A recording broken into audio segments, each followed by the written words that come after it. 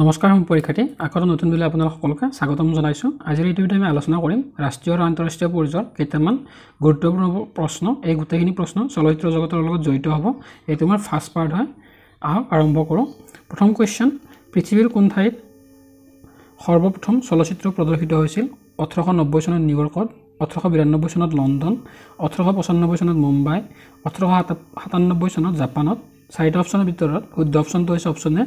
1890 চনত নিউয়ৰ্কত পোনপ্ৰথমে চলচ্চিত্ৰ প্ৰদৰ্শিত হৈছিল। দ্বিতীয় প্ৰশ্ন, অক্সফোৰ্ড বিশ্ববিদ্যালয়ৰ পৰা সন্মানিত ডক্টৰেট উপাধি পোৱা ভাৰতীয় চিনেমা জগতৰ বিশ্ববৰেণ্য ব্যক্তিজনৰ নাম কি? দাদা চাহেব ফাল্কে, অমিতাভ বচ্চন, সত্যজিৎ ৰায়, কমল হাসান। চাৰিটা অপশ্যনৰ ভিতৰত শুদ্ধ অপশ্যনটো হৈছে অপশ্যন চি, সত্যজিৎ ৰায়। চলচ্চিত্ৰৰ বিখ্যাত চৰিত্ৰ মিকি মাউছৰ সৃষ্টিকৰ্তা কোন? Stephen Spielberg, Walt Disney, Akira Kurosawa, David Cameron. চাৰিটা অপশ্যনৰ ভিতৰত শুদ্ধ অপশ্যনটো হৈছে অপশ্যন বি, ৱাল্ট ডিজনী হৈছে মিকি মাউছ নামৰ চৰিত্ৰটোৰ সৃষ্টিকৰ্তা। ভাৰতবৰ্ষত নিৰ্মাণ কৰা প্ৰথম চলচ্চিত্ৰখনৰ নাম কি? আলামাৰা, চোলে, দেৱদাস, ৰাজা হৰিচন্দ্ৰ। চাৰিটা অপশ্যনৰ ভিতৰত শুদ্ধ অপশ্যনটো হৈছে অপশ্যন ডি, ৰাজা হৰিচন্দ্ৰ হৈছে ভাৰতত নিৰ্মাণ কৰা প্ৰথমখন চলচ্চিত্ৰ। ভাৰতৰ সৰ্বপ্ৰথম অবাক চিনেমাখনৰ নাম কি? আলামাৰা, ৰাজা হিন্দুস্তানী, দেৱদাস, ৰাজা হৰিচন্দ্ৰ। চাৰিটা অপশ্যনৰ ভিতৰত শুদ্ধ অপশ্যনটো হৈছে অপশ্যন এ, আলামাৰা। আলামাৰা হৈছে ভাৰতৰ সৰ্বপ্ৰথম অবাক চিনেমা। দাদা চাহেব ফাল্কে বঁটা পোনপ্ৰথমে কোনে লাভ কৰিছিল? দাদা চাহেব ফাল্কে, সত্যজিৎ ৰায়, দেবিকা ৰাণী, নাৰ্গিছ দত্ত। চাৰিটা অপশ্যনৰ ভিতৰত শুদ্ধ অপশ্যনটো হৈছে অপশ্যন চি, দেবিকা ৰাণী। ভাৰতীয় চিনেমাত অভিনয় কৰা প্ৰথমগৰাকী বিদেশী অভিনেত্ৰী কোন আছিল?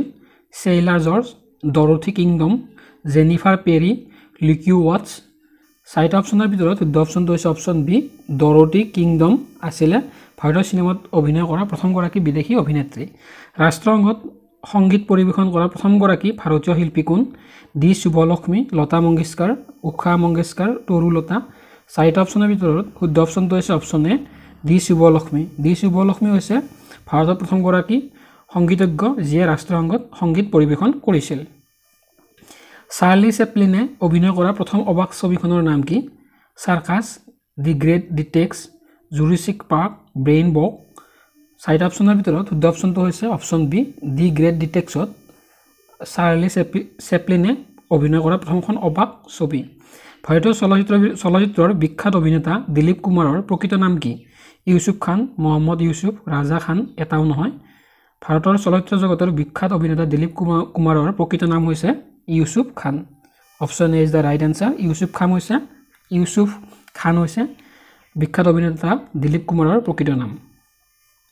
ভাৰতীয় চলচ্চিত্ৰৰ জনক বুলি কাক কোৱা হয়? সত্যজিৎ ৰায়, ধুনুন্দি ৰাজ গোবিন্দ ফাল্কে, ভানু আথায়া এটাও নহয়। চাৰিটা অপশ্যনৰ ভিতৰত শুদ্ধ অপশ্যনটো হৈছে অপশ্যন বি, ধুনুন্দি ৰাজ গোবিন্দ ফাল্কেক ভাৰতীয় চলচ্চিত্ৰ জগতৰ জনক বুলি কোৱা হয়। ভাৰতৰ প্ৰথমটো চিনেমা হল ক'ত আৰু কেতিয়া স্থাপন কৰা হৈছিল? মুম্বাই 1907 চনত, দিল্লী 1910 চনত, কলিকতা 1907 চনত, গুৱাহাটী 1908 চনত। চাৰিটা অপশ্যনৰ ভিতৰত শুদ্ধ অপশ্যনটো হৈছে অপশ্যন এ, মুম্বাই 1907 চনত মুম্বাইৰ ভাৰতৰ প্ৰথমটো চিনেমা হল স্থাপন কৰা হৈছিল। বিশ্বৰ প্ৰথম চিনেমাস্কোপ চিনেমাখনৰ নাম কি? হিলটন, দ্য ফায়াৰ, দি ৰব, এজ। চাৰিটা অপশ্যনৰ ভিতৰত শুদ্ধ অপশ্যনটো হৈছে অপশ্যন চি, দি ৰব। দি ৰব হৈছে বিশ্বৰ প্ৰথমটো চিনেমাস্কোপ চিনেমা। পৃথিৱীৰ বৃহত্তম চিনেমা হলটোৰ নাম কি? পৃথিৱীৰ বৃহত্তম চিনেমা হলটোৰ নাম কি? Roxy, Elfix, Neptune, Apsara. চাৰিটা অপশ্যনৰ ভিতৰত শুদ্ধ অপশ্যনটো হৈছে option A, Roxy. Mother India নামৰ বিখ্যাত চলচ্চিত্ৰখনৰ পৰিচালক কোন? Shyam Benegal, Ramesh Sippy, B R Chopra, Mehboob Khan. Mother India নামৰ চলচ্চিত্ৰখনৰ পৰিচালক কোন? শুদ্ধ উত্তৰটো হৈছে option D, Mehboob Khan. Mother India নামৰ চলচ্চিত্ৰখনৰ পৰিচালনা কৰিছিল মেহবুব খানে। Option D is the right answer. Titanic নামৰ বিখ্যাত চলচ্চিত্ৰখনৰ পৰিচালক কোন আছিল? Stephen Spielberg, David কেমৰুন, Charlie Chaplin, Akira কুৰোছাৱা। চাৰিটা অপশ্যনৰ ভিতৰত শুদ্ধ অপশ্যনটো হৈছে অপশ্যন বি, ডেভিড কেমৰুনে বিখ্যাত চলচ্চিত্ৰ টাইটানিকৰ পৰিচালনা কৰিছিল। মেগাষ্টাৰ অমিতাভ বচ্চন অভিনীত প্ৰথমখন হিন্দী চলচ্চিত্ৰ কি? সাত হিন্দুস্তানী, চোলে, লাৱাৰিছ, কবি খুচি, কবি গম। অমিতাভ বচ্চনে অভিনয় কৰা প্ৰথমখন চলচ্চিত্ৰৰ নাম কি? চাৰিটা অপশ্যনৰ ভিতৰত শুদ্ধ অপশ্যনটো হৈছে অপশ্যন এ সাত হিন্দুস্তানী। সাত হিন্দুস্তানী নামৰ চিনেমাখনত মেগাষ্টাৰ অমিতাভ বচ্চনে অভিনয় কৰা প্ৰথমখন চলচ্চিত্ৰ। পাকিস্তানৰ সৰ্বোচ্চ বঁটা নিছান-ই-ইমতিয়াজ লাভ কৰা ভাৰতৰ চলচ্চিত্ৰৰ প্ৰথমজন অভিনেতাজনৰ নাম কি? দিলীপ কুমাৰ, নাছিৰুদ্দিন শ্বাহ, ছলমান খান, অমিতাভ বচ্চন। চাৰিটা অপশ্যনৰ ভিতৰত শুদ্ধ অপশ্যনটো হৈছে অপশ্যন এ দিলীপ কুমাৰ। ভাৰতৰ প্ৰথমগৰাকী ব্যক্তি যাক পাকিস্তানৰ চলচ্চিত্ৰ জগতৰ সৰ্বশ্ৰেষ্ঠ বঁটা নিছান-ই-ইমতিয়াজ নামৰ বঁটাটো প্ৰদান কৰা হৈছিল, তেওঁক প্ৰদান কৰা হৈছিল দিলীপ কুমাৰক, মনত ৰাখিব। তাৰে পিছৰ প্ৰশ্ন লগতে আজিৰ ভিডিঅ'ৰ শেষৰটো পাৰ্ট বা শেষৰটো প্ৰশ্ন, কোনগৰাকী চলচ্চিত্ৰ তাৰকাই প্ৰথম পদ্মশ্ৰী বঁটা লাভ কৰিছিল? অমিতাভ বচ্চন, নাৰ্গিছ, মমতাজ, দিলীপ কুমাৰ। চাৰিটা অপশ্যনৰ ভিতৰত শুদ্ধ অপশ্যনটো হৈছে অপশ্যন বি নাৰ্গিছ। ভাৰতৰ চলচ্চিত্ৰ জগতৰ অভিনেত্ৰী নাৰ্গিছক পোনপ্ৰথমে পদ্মশ্ৰী বঁটাৰে বিভূষিত কৰা হৈছিল। The making of the Mahatma নামৰ চলচ্চিত্ৰখনৰ পৰিচালক কোন? Shyam Benegal, Ramesh Sippy, B R Chopra, Mehboob Khan. চাৰিটা অপশ্যনৰ ভিতৰত শুদ্ধ অপশ্যনটো হৈছে অপশ্যন এ ছেম বেনেগালে the making of the Mahatma নামৰ চলচ্চিত্ৰখন পৰিচালনা কৰিছিলে।